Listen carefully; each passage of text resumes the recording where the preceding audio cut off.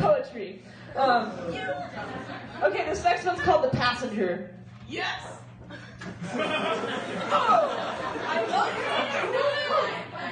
Alright, The Passenger. My therapist tells me I have passengers on my bus. They're always screaming in my ear, grabbing and pulling the wheel, putting it in neutral, stepping on my foot to slam the brakes. My passengers are relentless. It's having a busload of punk children all kicking your back seat at once. These aren't quite voices in my head, more like nuances that occasionally overtake my psyche. The worst backseat drivers in history. My most terrible passenger is anxiety. He's the one with his headphones on, blaring too loud, the one that constantly heckles you from the back seat. My anxiety came on board when I was 5 years old. He was my first passenger, and man, was he a dick. As a young driver, having anxiety as my first passenger was a trial by fire. He started so subtle. A fear of the wind, not wanting to flush public toilets, slowly creeping up seat by seat, row by row, until he was right next to me and took the wheel. It wasn't just being a little scared of the wind, it was hiding under a truck every time the dust picked up.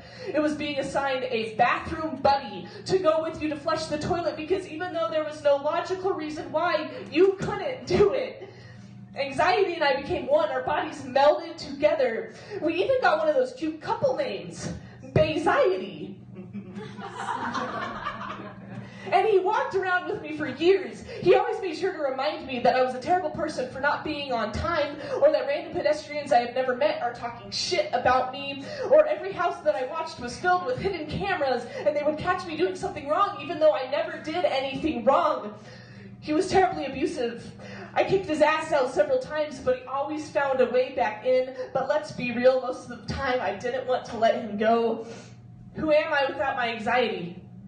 He had convinced me I was nothing. With or without him, I was nothing. My heart rate is higher than average, not because I'm out of shape, but because I'm always on edge. My brain is a hamster in a wheel on steroids. He is amped, loves to work out, and is angry the roids gave him a little dick, so he likes to continuously run the frustration away. These are gifts lovingly given to me by my partner, Anxiety.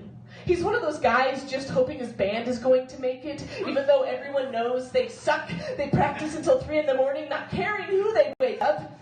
It's like wondering someone whose car alarm is screaming and it turns out to be your own head. No amount of drinking, no amount of cutting, no amount of nothing dulled his advances. And he cheered me on when I tried to off myself. Several times he actually gave me the bottle of pills or put the knife in my hand. He knew that I was nothing without him, but without me, he still had everything. Here's the thing, I just had to accept that he was never going to leave. Instead of lashing out in anger, I had to react with remorse. I had to learn to breathe through the frustration. I had to give both of us a break. And when I stopped reacting, he stopped incessantly pestering. He sat back down in his seat and buckled up. We still haven't found an agreement on appropriate volume level, and he'll still try to bug me while I'm driving. We also continue to live together, but right now he's just leasing a room. And that's a start. I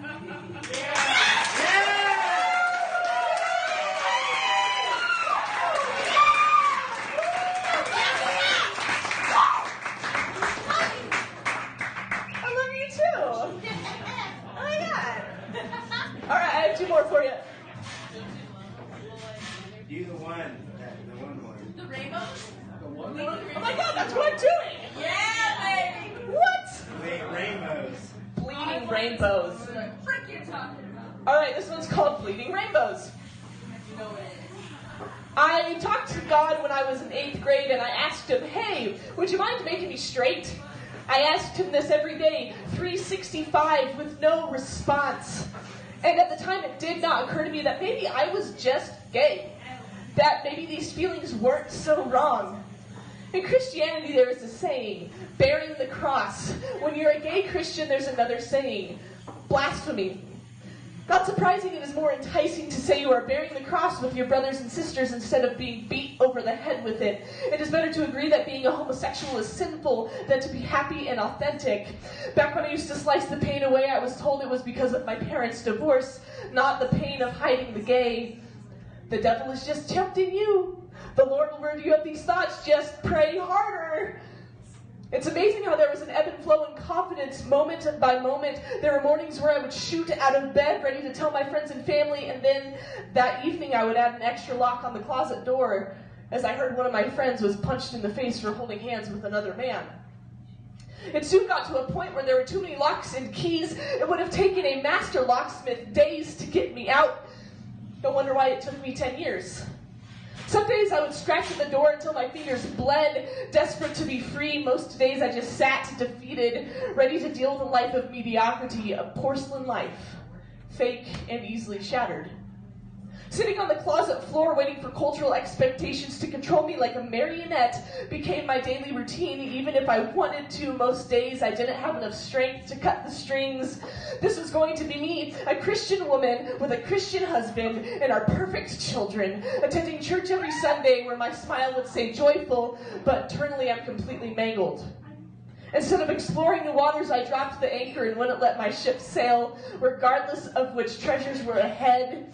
And I guess I turned into a bomb. I was either going to explode out of the closet or implode. Either way, this me was going to be obliterated. And after having my heart broken by another man I wasn't supposed to be with, it finally started to click. I'm holding hands with him, but yearning for her for a reason. It wasn't a temptation. It wasn't a test. It was in my DNA before my parents even thought about me. I didn't need to change. I needed to grow into my real self because she had been there all along. I morphed and I cleansed. When Samson had his hair cut off, he lost his strength. When mine was, I gained my confidence. It's amazing how you can go from straight to gay in as little as a haircut.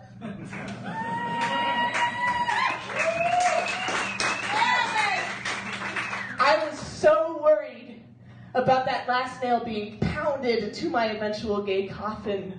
Well, let's hammer thousands of nails into it. Crucify me in this wooden box. Let me bleed rainbows.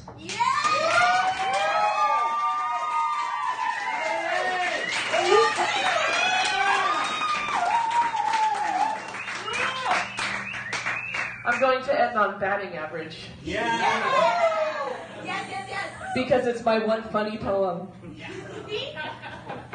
And we always need to laugh after some of the shit that I say.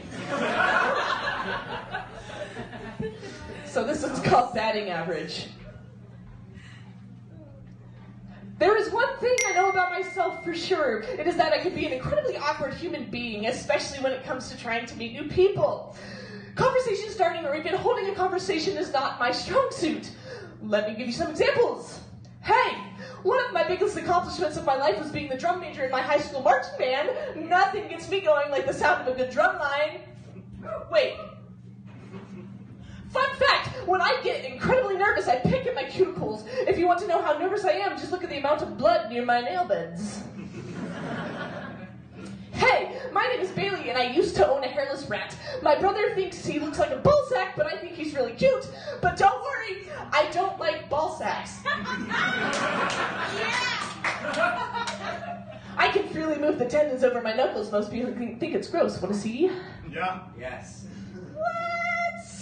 I have had 8 surgeries. Most are due to a rare genetic condition that causes a lot of issues. Want to see my big-ass stomach scar? Yeah. And sometimes it's just inaudible laughing and pointing, finger guns, and awkwardly staring.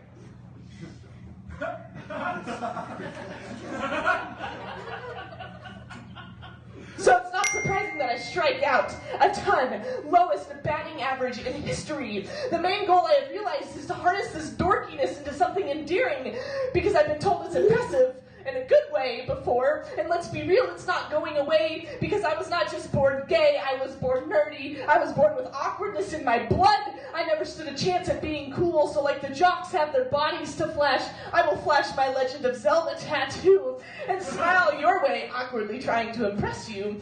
Instead of sharing my moves on the dance floor, I'll consume an immense amount of liquor and do whatever this is.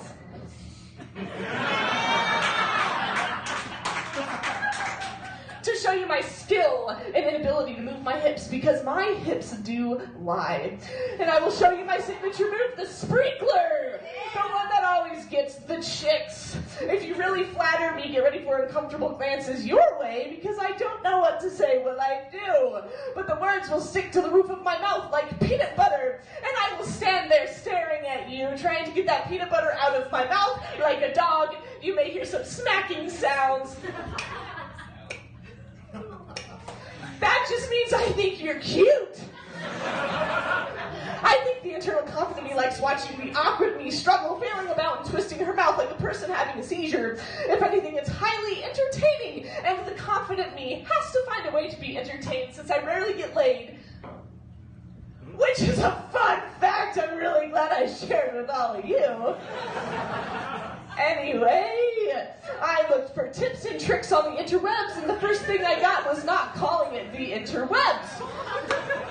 So I moved on and was directed towards some dating sites where I don't have to physically connect with humans. I just swipe right or give you a like and hope you'll be confident enough to contact me, because I do not have enough bravery to embarrass myself with one of my amazing conversation starters.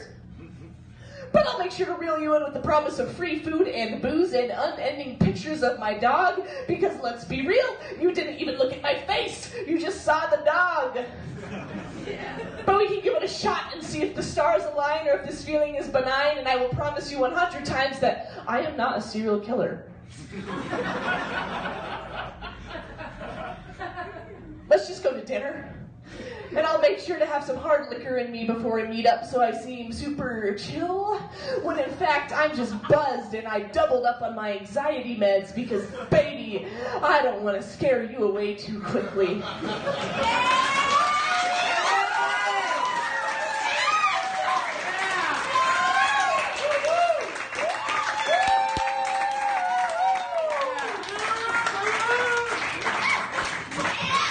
Thanks, guys. You can find me on Facebook at Bailey Carlson Poetry for more embarrassing things about myself.